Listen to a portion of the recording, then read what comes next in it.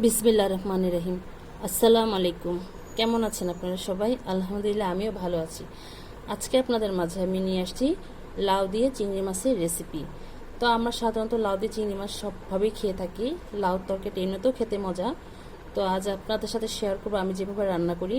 তো এরকম সাইজের একটি লাউ আমি এর অর্ধেকটি নিয়ে নিয়েছি। অনেক বড় ছিল লাউটি, সেজন্য আমি পুরোটা না নিয়ে অর্ধেকটা নিয়েছি।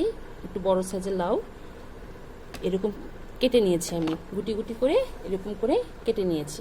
এই যেভাবে এটাকে কেটে আমরা ধুয়ে নিয়েছি। আর লাগবে এখানে কিছু পরিমাণ চিংড়ি মাছ। আমি মাঝারি সাইজের চিংড়ি মাছটা নিয়েছি, আপনারা চাইলে ছোটোটাও নিতে পারেন, এর চেয়ে বড়োটাও নিয়ে নিতে পারেন। আর লাগবে এখানে কাঁচামরিচ পরিমাণ মতন, কিছু পরিমাণ চাশনি পাতা নিয়েছি আমি এখানে। লাগবে পেঁয়াজ কুচি, আদা রসুন বাটা, আধা চামচ পরিমাণ জিরার গুঁড়ো, 1 চা চামচ ভরে ধনিয়ার গুঁড়ো। আর লাগবে লাল মরিচের গুঁড়ো পরিমাণ মতন, হলুদ গুঁড়ো পরিমাণ মতন, আর স্বাদ অনুযায়ী লবণ। তাহলে চলুন আমরা রান্নায় চলে যাই। আমরা চুলোর কাছে চলে আসছি, এখন জালটি জ্বালিয়ে দিব। বিসমিল্লাহির রহমানির রহিম। এখন এর মধ্যে আমি একটু কড়াই দিয়ে দিয়েছি। এখন আমি পরিমাণ করে একটু তেল দিয়ে নিব। তেলটা দিয়ে দিলাম। আমাদের তেলটা গরম হয়ে আসলে এর মধ্যে আমরা পেঁয়াজ কুচিগুলো দিয়ে দিব।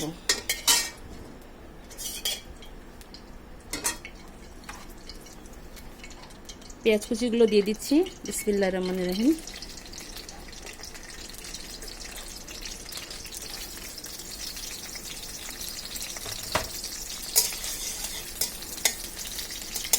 পেঁয়াজটা একটু হালকা লাল করে নেব। পেঁয়াজটা বেশি লাল করার প্রয়োজন নেই, একটু নরম হয়ে আসলে তাহলে মাছগুলো দিয়ে দিলেই হবে। আমাদের পেঁয়াজগুলো নরম হয়ে আসছে, এখন আমি ধুয়ে রাখা মাছগুলো দিয়ে দিচ্ছি। বিসমিল্লাহির রহমানির রহিম।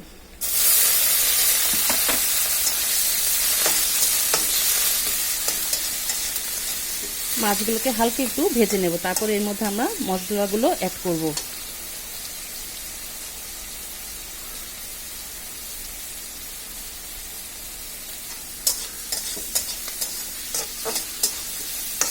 এখন আমরা এর মধ্যে আদা রসুন বাটা, জিরার গুঁড়ো, ধনিয়ার গুঁড়ো এগুলো একত্রে সবগুলো দিয়ে দিব। বিসমিল্লাহির রহমানির রহিম।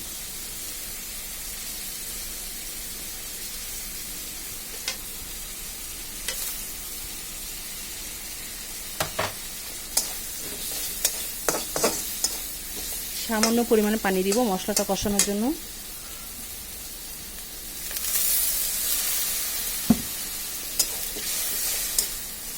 এখন এর মধ্যে পরিমাণ মতন লবণটা দিয়ে দিচ্ছি।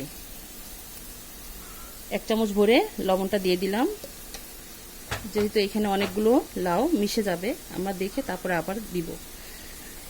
1 চামচ ভরে লাল মরিচের গুঁড়োটা দিয়ে দিলাম। আধা চামচ পরিমাণ হলুদের গুঁড়োটা দিয়ে দিলাম। এখন মশলাটাকে ভালোভাবে চিংড়ি মাছের সাথে আমরা কষিয়ে নেব।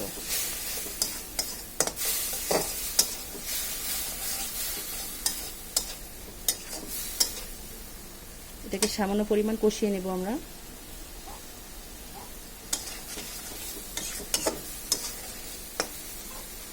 আমাদের মাছের গায়ে থেকে তেলটা ছেড়ে আসছে, আমাদের মশলাটা কষানো হয়ে গিয়েছে। এখন আমরা এর মধ্যে লাউটুকু দিয়ে দিব। আমাদের যে কেটে রাখা লাউগুলো আছে সেটা এর মধ্যে দিয়ে দিচ্ছি। বিসমিল্লাহির রহমানির রহিম। এটাকে ভালোভাবে কষিয়ে নিতে হবে।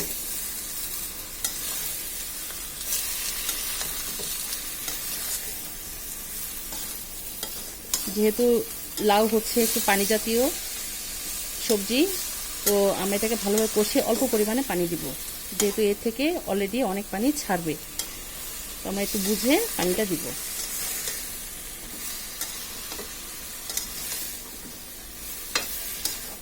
ভালোভাবে একটু নাড়াচাড়া করব আর একটু কষিয়ে নেব। আমাদের লাউটা কষানো হয়ে গিয়েছে। এখন দেখুন এর থেকে কিছু পরিমাণ পানি ছেড়ে আসছে। তাহলে এখন আমরা এর পর্যায়ে পানিটা দিয়ে দিই। অল্প করে পানিটা দিয়ে দিলাম যেন সেদ্ধ হয়ে যায়। আমাদের চুলার আঁচটা বাড়ানো থাকবে। এখন আমরা এটাকে ঢাকনা দিয়ে ঢেকে দিব আর বলক আসা পর্যন্ত আমরা অপেক্ষা করব। তাহলে বলক আসা পর্যন্ত আমরা অপেক্ষা করি। এখন আমরা ঢাকনা খুলে দেখব আমাদের লাউটি বলক চলে আসছে কিনা। আমাদের লাউটি এখন বলক চলে আসছে। এখন আমরা এটাকে একটু নাড়াচাড়া করে দিব। একটু নেড়ে দিলাম। এখন আমরা এটাকে মিডিয়াম আঁচ করে দিব যেন লাউটা সেদ্ধ হয়ে যায়। এখন আমি এটা আঁচটা কমিয়ে দিলাম, মিডিয়াম করে দিলাম। এখন আমরা এটাকে মিডিয়াম করে রান্না করে নিব। তাহলে আমরা 15 মিনিট পর ফিরে আসছি। আমরা 15 মিনিট পর ফিরে আসলাম। দেখি আমাদের লাউয়ের কী অবস্থা। যেহেতু লাউটা সিদ্ধতে একটু সময় বেশি লাগে, এখন আমরা এটাকে একটু নাড়াচাড়া করে দিব। বিসমিল্লাহির রহমানির রহিম। আমাদের লাউটা একটু সেদ্ধ হবে আর সামান্য পরিমাণ সেদ্ধ হবে লাউটি। আরও কিছুক্ষণ রান্না করা লাগবে। এখন আমি এই পর্যায়ে যে কাঁচামরিচগুলো আছে সেটা এর মধ্যে দিয়ে দিব।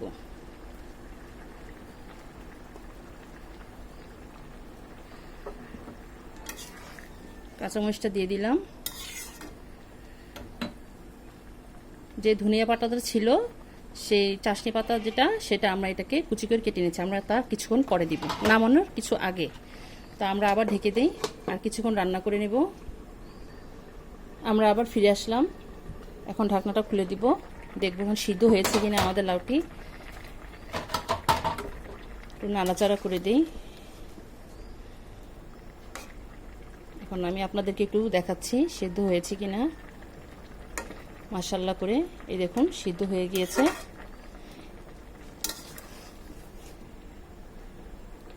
লাউটা একটু সময় লাগে অবশ্য। এখন যে ধনিয়া পাতাটা আছে সেটা এর মধ্যে আমরা দিয়ে দিলাম। এখন আর কিছুক্ষণ নাড়াচাড়া করে একটু রান্না করে 5 মিনিটের মতন রেখে তারপরে আমরা চুলার জালটা বন্ধ করে দিব। এখন আমরা 5 মিনিট পর্যন্ত অপেক্ষা করি। আমরা 5 মিনিট হয়ে গিয়েছে। 5 মিনিট পর এখন ফিরে আসছি। এখন ঢাকনাটা খুলে দিব। আমাদের পাতাটা মিশে গিয়েছে লাউয়ের সাথে। এখন এটাকে ভালোভাবে নেড়ে দিব। আমাদের লাউটা প্রায় হয়ে গিয়েছে। আমি এরকম একটু মাখা মাখা ঝোলঝোল রাখবো, একদম শুকিয়ে ফেললেও ভালো লাগবে না। এরকম একটু ঝোলঝোল থাকলে খেতে ভালো লাগে। তো এই তো আমাদের রান্না রেডি। তাহলে চলুন আমরা পরিবেশনে চলে যাই। তৈরি হয়ে গেল আমাদের মজাদার লাউ চিংড়ির রেসিপি। মাশাআল্লাহ, আলহামদুলিল্লাহ। দেখুন দেখতে কত ভালো লাগছে। আপনারা এইভাবে বাসায় একবার ট্রাই করবেন, ইনশাল্লাহ আপনাদেরটাও ভালো হবে। লাউ স্বাস্থ্যের জন্য উপকার, সব কিছুর জন্যই ভালো। এই লাউটা আপনারা সাদা ভাতের সাথে, সাদা রুটির সাথে, পরোটার সাথে খেয়ে দেখবেন। খেতে এটার সাথে ভীষণ মজা লাগে। আর এই লাউ চিংড়ি শুধু চিংড়ি দিয়ে রান্না করা যায় তা না, এটার সাথে আপনারা টাকি মাছ, ইলিশ মাছ এগুলো দিয়েও, রুই মাছের মাথা দিয়ে এগুলো দিয়েও রান্না করে খাওয়া যায়। তো আমার এই রেসিপিটা আপনাদের কাছে কেমন লেগেছে আমাদেরকে অবশ্যই কমেন্ট করে জানাবেন। আর আমার জন্য দোয়া করবেন, আমি যেন আপনাদের মাঝে আরও রান্না নিয়ে আসতে পারি। তো আজ এই পর্যন্তই। আপনারা যে যেখানে আছেন ভালো থাকেন, সুস্থ থাকেন।